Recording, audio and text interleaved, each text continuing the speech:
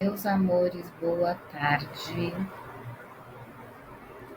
Vou começar a videoaula de hoje de português, um pouquinho diferente.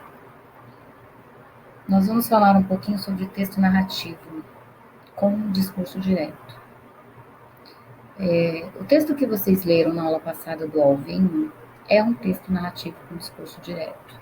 Eu já coloquei lá na agenda para vocês, mas eu vou enfocar um pouquinho mais aqui para tirar possíveis dúvidas, tá bom?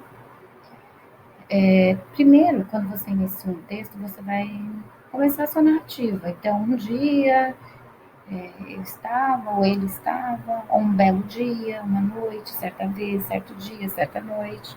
Você vai iniciar o seu texto, a criação do seu texto. Sempre começamos assim. Isso se chama posição temporal. Você está localizando se era dia, se era noite, como estava esse dia, esta noite, o lugar, enfim. No discurso direto, o narrador ele dá uma pausa na história dele para colocar fala de personagens. Então, quando nós temos um texto com discurso direto, quer dizer que o narrador ele não faz parte dessa história e ele coloca a fala desses personagens para você escutar. Então, eu comecei meu texto lá com uma dessas frases, em seguida o narrador diz assim: então o menino disse. Olha o que ele colocou no final do disse, 2 pontos. E no começo da próxima linha, um parágrafo com um travessão. Esse travessão quer dizer que alguém está falando esta frase que não é o narrador. Então o menino disse, foi o narrador que está contando isso para você. Não irei mais obedecê-lo, foi o personagem da história. Então é importante você entender que esse texto do Alvinho, ele foi contado para a gente num discurso direto em terceira pessoa. Ou seja, o narrador não participa da história. Ele sempre vai colocar no texto assim: ele, ela, ou eles, ou elas fizeram isso. Ele foi e falou com sua mãe, certo?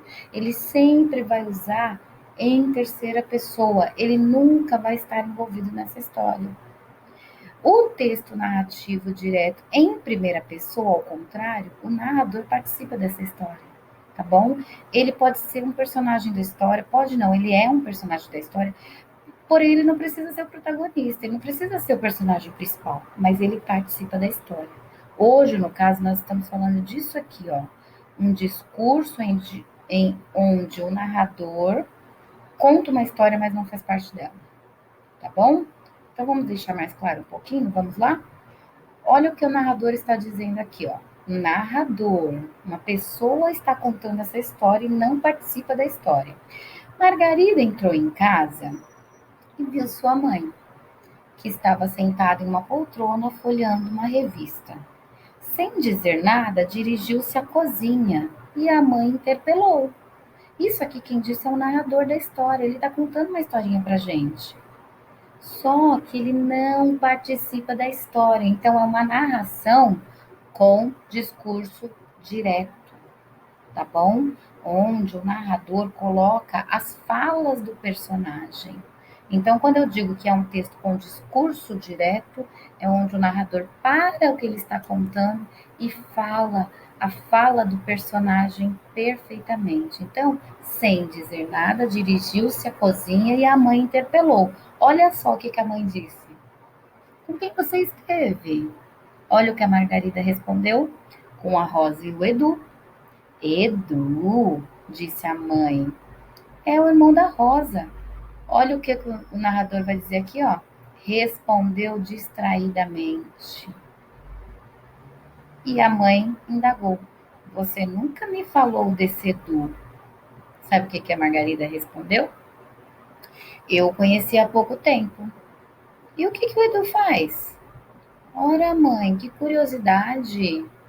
E aí, olha o que o narrador diz. A menina balançou os ombros e foi para seu quarto. Então o narrador ele encerrou a história, tá vendo? mas ele em nenhum momento ele estava lá. Parece que ele era uma pessoa que estava oculta, bisbilhotando a vida dessas duas, tanto da Margarida como de sua mãe. Ele está contando uma história que ele viu, mas ele não participou. Ele não estava aqui no meio do diálogo. Então, o texto com discurso direto, gente, tem que ter a fala dos personagens com esse travessãozinho, tem que ter a fala do narrador, consequentemente, os dois pontos, a história falada do jeitinho que os personagens relataram. Isso é um texto com discurso direto, onde o narrador coloca a fala dos personagens no meio da sua história, tá bom? Esse é o primeiro assunto da aula de hoje. O segundo assunto da aula de hoje é sobre substantivo próprio e comum, que nós já estudamos em antes, uma semana antes da gente entrar em paralisação.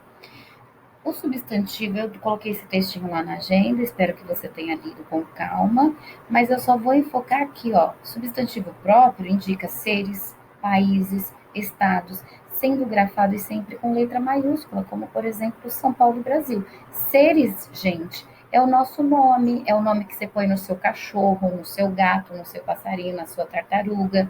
É o nome que você coloca, por exemplo, no seu bichinho de pelúcia, na boneca que a sua mãe comprou para você, certo? Seres são isso, vivos ou não vivos, mas são estes seres. Estes seres recebem o nome com letras maiúsculas. E o substantivo comum são aqueles gravados com letra minúscula, pois designam seres da mesma espécie, tá? São seres da mesma espécie, como animais, plantas e objetos. Por exemplo, a palavra cão designa seres de uma mesma espécie. Cão não é o nome próprio do bichinho, então eu coloco com letra minúscula. Mas, por exemplo, eu tenho um cão que se chama Baruque. Eu coloco cão com letra minúscula porque é um nome comum. Várias pessoas têm um cão, mas eu coloco Baruque com letra maiúscula, com B maiúsculo, porque é o nome próprio do meu cachorro, tá bom? Vocês vão responder as questões referentes a esses substantivos e sobre o texto narrativo que nós lemos na última aula, tá bom? Por enquanto é só, façam os exercícios, tirem as fotos. Eu pedi para vocês inventarem uma historinha, gravarem para mim e depois escrever essa mesma história com parágrafo, com 2 pontos, com o narrador e com personagens, tá bom? Uma historinha curta, igual que a Pro fez agora, não é uma historinha de 50 linhas, não.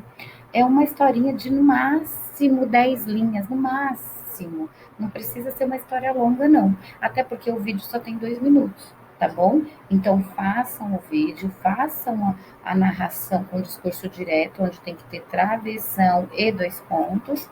Em seguida, faça os exercícios do livro. Se eu não estiver equivocada, é do exercício 6 ao 17, tá bom? Página 41 a 44, ok? Beijos e até a próxima!